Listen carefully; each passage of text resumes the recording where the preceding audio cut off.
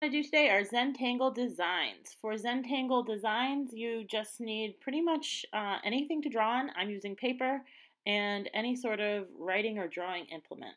Pencil, marker, crayon, whatever. I happen to be using a pen today.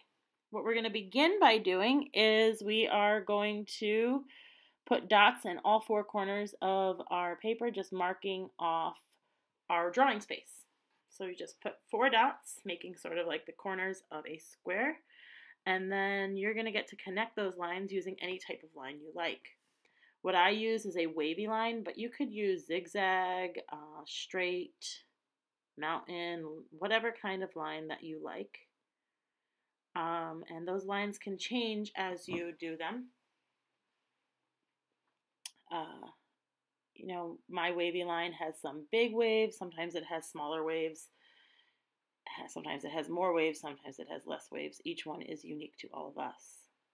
Once you have finished, we are going to mark off our sections. So you're going to start in one of the corners, and then you're going to draw any type of line again. I used wavy line, and you're going to mark it and connect it to the middle of that opposite line, and then you're going to close off and make one more section by taking where you just left off and making a line, closing it off, connecting it to an opposite corner.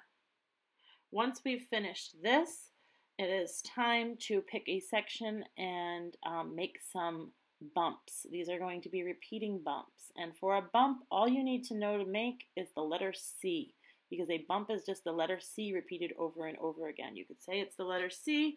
You could also say it is the letter U. So you're just going to repeat those over and over again, filling up that space.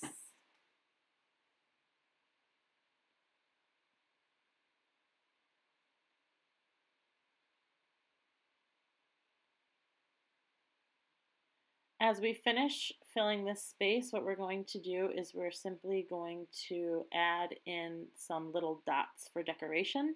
And I just like to put a little filled in little dot right in the middle of each one of these bumps. So go ahead and do that once you're done making the bumps.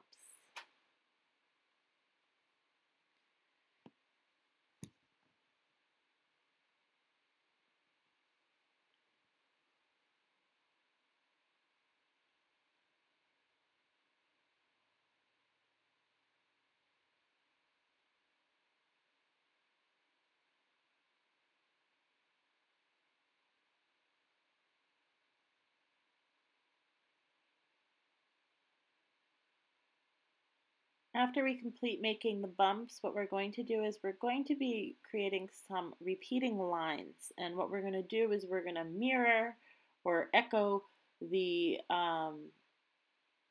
bumps of the lines that we have just created. And so on the inside of our space, we are going to repeat those bumps over and over again. So it's kind of our mountain line or a bumpy line that we use in art class, and we're just going to repeat that over and over again, going around a line that sort of creates sort of a circle, closes up that space, and once we get to the beginning again, we are going to repeat that. You'll notice that as you continue making these lines, you're going to start to run out of space.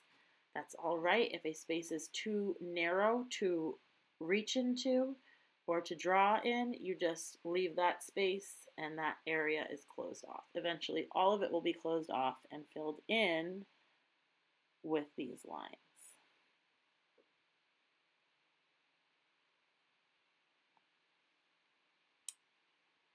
And this will be our final section for, our final design rather, for this section. The next part is a section where we are going to divide up using parallel lines. Now you don't have to use a straight line. I used a wavy line. If you'd like to use a straight line, that is totally fine. And you're just going to write parallel lines. Again, parallel lines are lines that are going in the same direction from left to right, top to bottom. They are going in the same direction. And then what you're going to do is you're going to repeat those lines, but now going in the opposite direction. So if you went left to right the first time around, now you're going to switch to top to bottom. After that, you're going to make a little filled in little box with whatever color you've got inside each of these tiles that have now been created. If you notice that we've now created sort of like squares. If you didn't use a straight line like I didn't, they're not quite squares. They're sort of squares with wavy lines, but you're just going to fill in the same corner inside each one of the tiles. You're going to just fill in a little box. And repeat that for every single tile.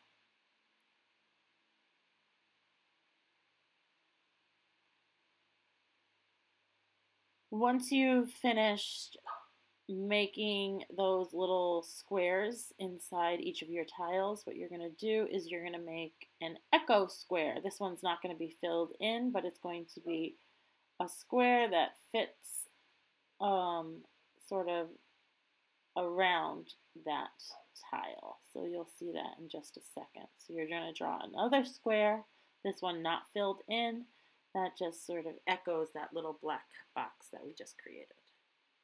You'll see that right now. And again, do that for, repeat that for each one of your tiles.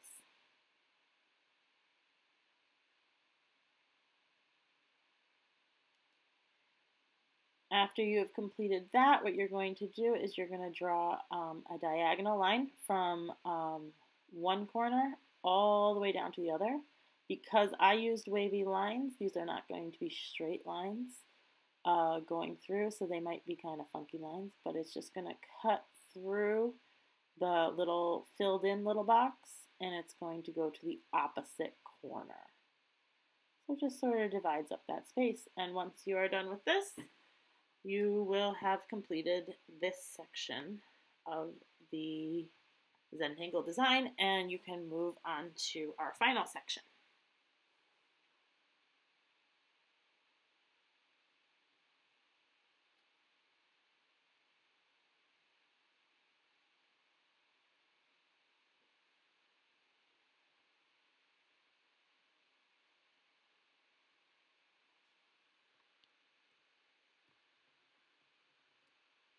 For our final section, what we're going to do is we're simply going to fill this in with circles.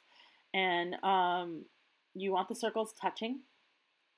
Try your best to make circles that are large enough because we are going to do something on the inside of each one of these circles. But I also like to add a variety of different sizes, some a little smaller, some a little larger. But do keep in mind we are going to do something on the inside of each one of these circles once we finish them. So fill up that whole space with all those circles.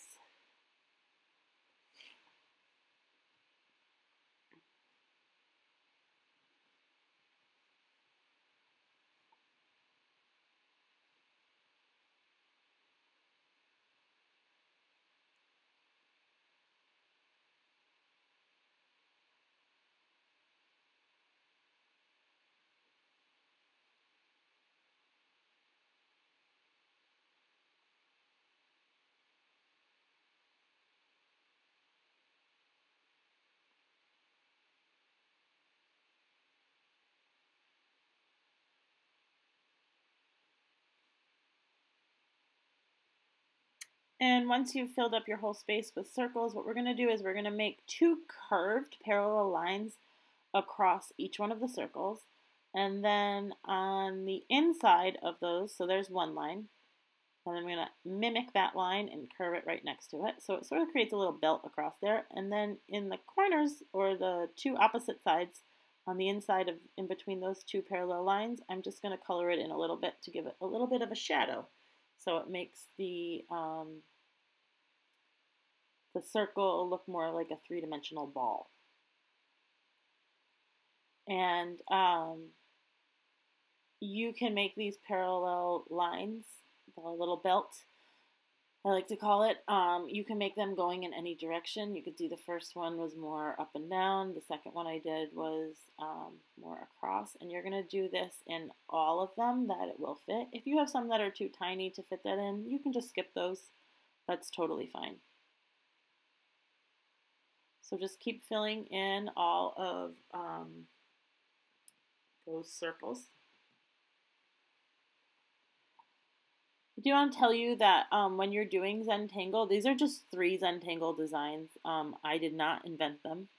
They were taught to me by a trained Zentangle artist. And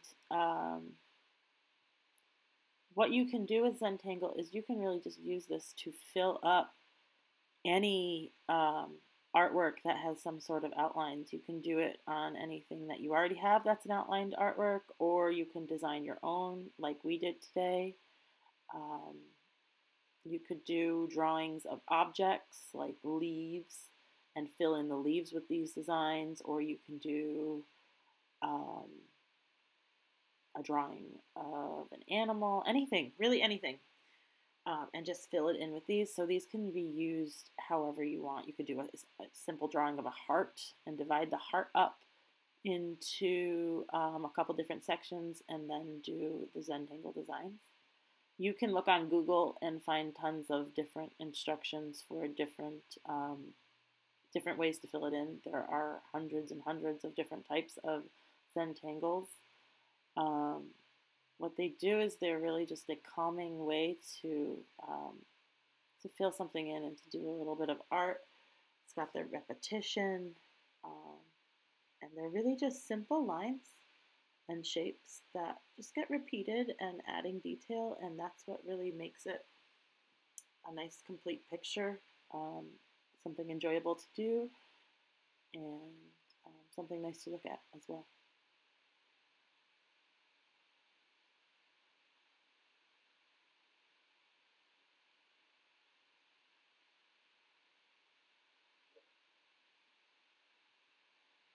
Once you've finished filling in all these little belts and their shadows, this last step is optional.